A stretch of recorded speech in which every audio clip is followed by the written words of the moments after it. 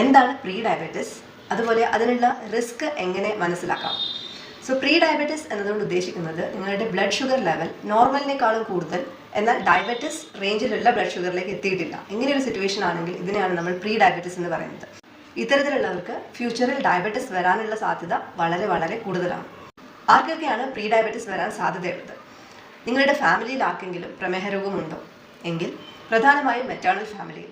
Sedentary life സ്റ്റൈലാണ് നിങ്ങൾ follow ചെയ്യുന്നതെങ്കിൽ, നിങ്ങൾക്ക് മറ്റേതെങ്കിലും തരത്തിലുള്ള ലൈഫ് സ്റ്റൈൽ ഡിസീസസ് ഉണ്ടെങ്കിൽ, for example hyper tension, cardiovascular disease, hormonal imbalance problems, ഏതെങ്കിലും ഇൻവെസ്റ്റിഗേഷൻ റിസൾട്ട് അബ്നോർമലായിട്ട് നിങ്ങൾ ഒബ്സർവ് ചെയ്യുകയാണെങ്കിൽ, for example high cholesterol level, high triglyceride and fatty liver disease, പൊണ്ണത്തടി അല്ലെങ്കിൽ വയറിന് ചുറ്റുമുള്ള കൊഴുപ്പ്, അതായത് ബെല്ലി ഫാറ്റ്, അത് വളരെ കൂടുതലാണെങ്കിൽ, പ്രഗ്നൻസിയുടെ സമയത്ത് ജസ്റ്റേഷണൽ ഡയബറ്റിസ് നിങ്ങൾ ഡയഗ്നോസ് ചെയ്തിട്ടുണ്ട്, നിങ്ങളുടെ പ്രായം 35 വയസ്സിന് മുകളിലാണെങ്കിൽ, വയസ്സ് കൂടുന്നതിനനുസരിച്ചിട്ട് റിസ്ക്കും കൂടും. അതോടൊപ്പം അമിതമായ ക്ഷീണം, ഇടയ്ക്കിടയ്ക്ക് മൂത്രമൊഴിക്കാൻ പോകണമെന്ന് തോന്നുക, നല്ല ദാഹം, ഇത്തരത്തിലുള്ള പ്രശ്നങ്ങളുണ്ടെങ്കിലും there is a chance.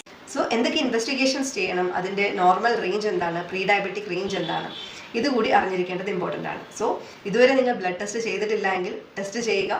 അതിനെപ്പറ്റിയുള്ള details ഞാൻ അടുത്ത എപ്പിസോഡിൽ നിങ്ങളായിട്ട് ഷെയർ ചെയ്യുന്നതായിരിക്കും. അതുവരെ ഈ വീഡിയോ ലൈക്ക് ചെയ്യുക. എന്തെങ്കിലും ഡൗട്ട്സ് ഉണ്ടെങ്കിൽ കമൻറ്റ് സെക്ഷനിൽ കമൻറ്റ് ചെയ്യുക. മാക്സിമം ആളുകളിലേക്ക് ഇത് ഷെയർ ചെയ്യുക.